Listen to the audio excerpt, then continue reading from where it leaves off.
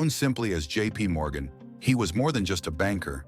He was a kingmaker, a titan who orchestrated some of the most profound shifts in the American economy.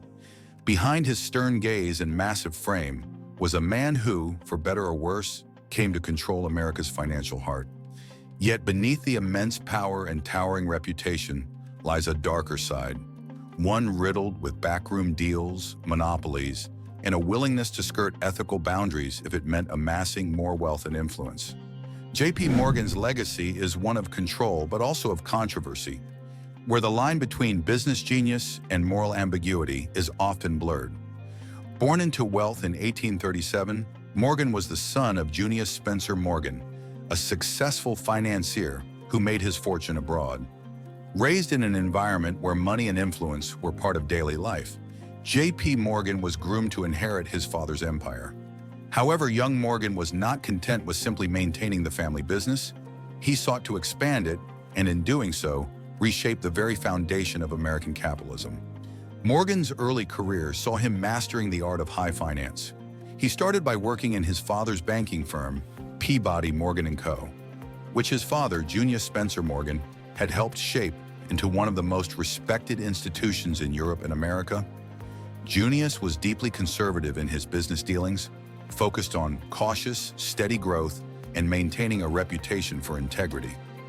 Under his father's guidance, young JP learned the fundamentals of finance, but the strict conservatism of his father's approach would soon become stifling for the ambitious financier. J.P. Morgan respected his father, but was not content with merely following in his footsteps. He recognized early on that the American economy was rapidly evolving and new opportunities for immense wealth and power were emerging. Morgan was more aggressive in his style of doing business and less concerned with adhering strictly to his father's slow and steady methods. He wanted to make bold moves that would expand his control, and the conservative nature of his father's firm left little room for that kind of ambition. Before Morgan could make any moves, the American Civil War began. Morgan paid $300 to excuse himself from enlistment and provided a substitute. This, however, did not end his involvement in the way. J.P. Morgan became involved in a scandalous deal that foreshadowed his later controversial business practices.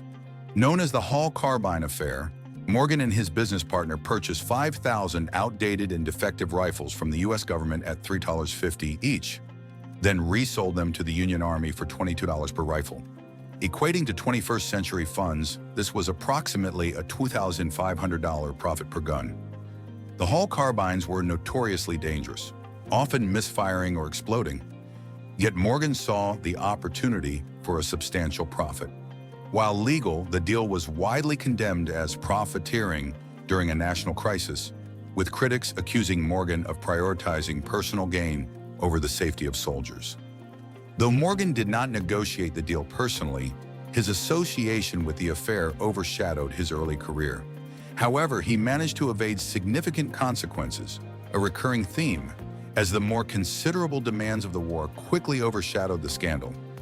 Despite the controversy, it set the stage for Morgan's later dominance in American finance, where his aggressive and sometimes ethically questionable tactics would become defining traits of his legacy. In 1871, after years of working under his father's shadow, J.P. Morgan made a pivotal decision.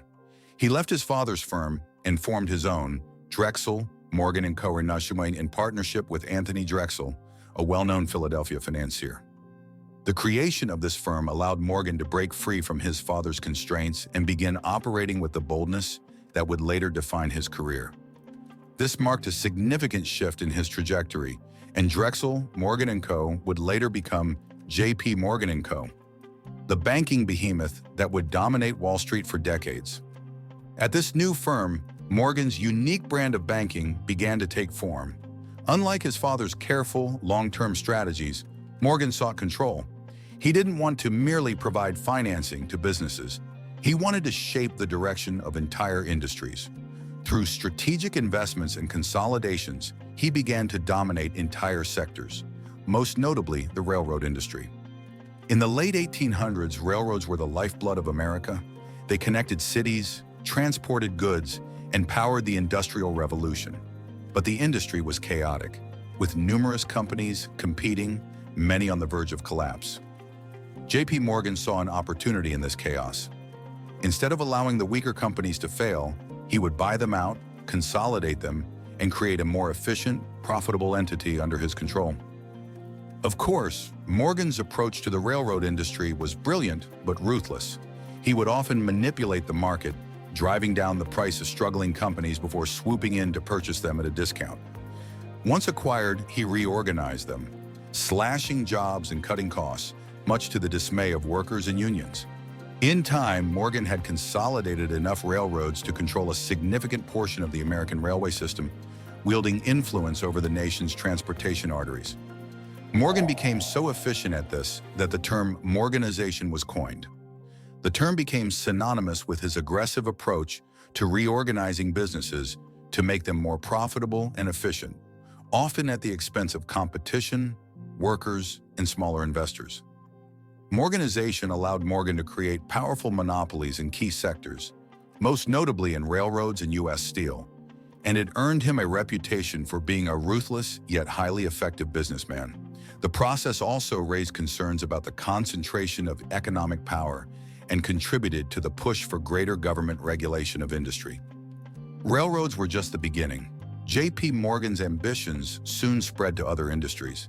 In 1901, he masterminded one of American history's most significant business deals, the creation of U.S. Steel. By consolidating Andrew Carnegie's steel company and several smaller competitors, Morgan formed the first billion-dollar corporation in the world. Much like his dealings in the railroad industry, Morgan's formation of U.S. Steel was not without controversy. He wielded near-total control over the steel market, effectively creating a monopoly. With labor unions gaining momentum, U.S. Steel, under Morgan's control, became infamous for its harsh treatment of workers. Unionization efforts were aggressively opposed, and strikes were met with swift, often violent, crackdowns. Morgan's firm was known for maintaining low wages and dangerous working conditions, all in the name of profit.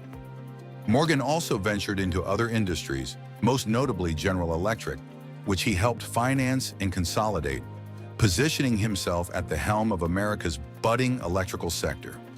Through these deals, he gained even more influence over the country's economy, earning him the reputation as the man who controlled American industry. Morgan operated so efficiently due to a strategic working relationship with President McKinley. However, after McKinley's assassination in 1901, Theodore Roosevelt became president, and the relationship between Morgan and the government shifted dramatically. Roosevelt, unlike McKinley, was a progressive who believed in regulating big businesses and curbing the excesses of monopolies. His administration targeted the massive trusts that Morgan had built, most notably taking legal action against Northern Securities, a railroad trust Morgan had formed.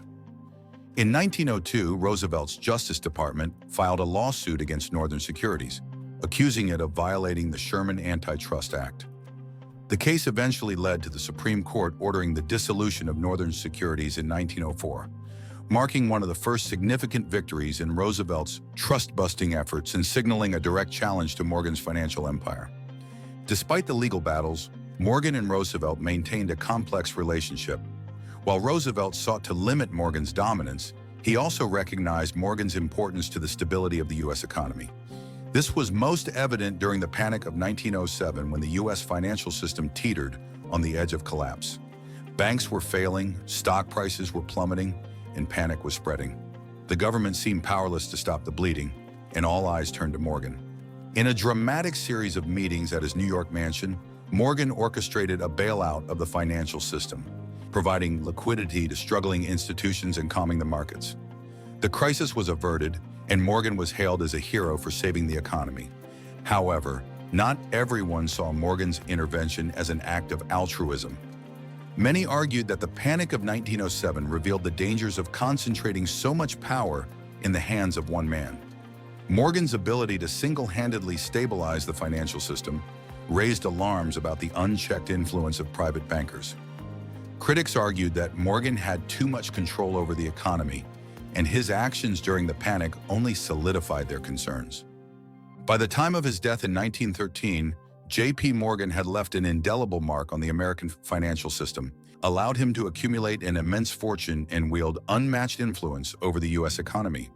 Since J.P. Morgan's death, his company has evolved from a powerful personal banking empire to a modern global finance cornerstone. After Morgan's passing, J.P. Morgan & Co. continued to thrive under his son, Jack Morgan, who maintained the firm's influential presence in the financial world. In the decades following Morgan's death, the firm expanded its reach, becoming one of the most prominent players in the banking industry, helping finance some of the most significant developments in 20th century American industry. However, regulatory changes, particularly after the Great Depression, led to substantial shifts in the banking landscape. The Glass-Steagall Act of 1933 forced J.P. Morgan & Co. to separate its commercial and investment banking activities, resulting in the creation of Morgan Stanley in 1935, which handled the firm's investment banking business. Throughout the mid-20th century, the firm continued to adapt to a changing financial world, building its reputation as one of the most trusted names in banking. J.P. Morgan & Co. became a crucial player in global finance, facilitating mergers, managing corporate finances, and assisting governments during economic uncertainty. Over time, it developed into a comprehensive financial services institution, expanding its reach internationally and serving clients in various sectors, from retail banking to corporate finance. The company became known for its conservative approach to banking, maintaining a reputation for stability and sound management, even as it weathered periods of economic turbulence. J.P. Morgan Chase has since become a global leader in investment banking, asset management, and financial services, serving millions of individuals and businesses. The company has also been at the forefront of major financial innovations, although it has faced its share of controversies, including its role in the 2008 financial crisis. Despite these challenges, the legacy of J.P. Morgan lives on, with the firm remaining a symbol of power, influence, and financial expertise worth well over $3 trillion well into the 21st century.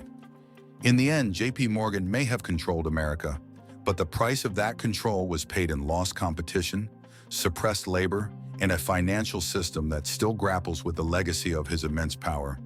Thanks for watching.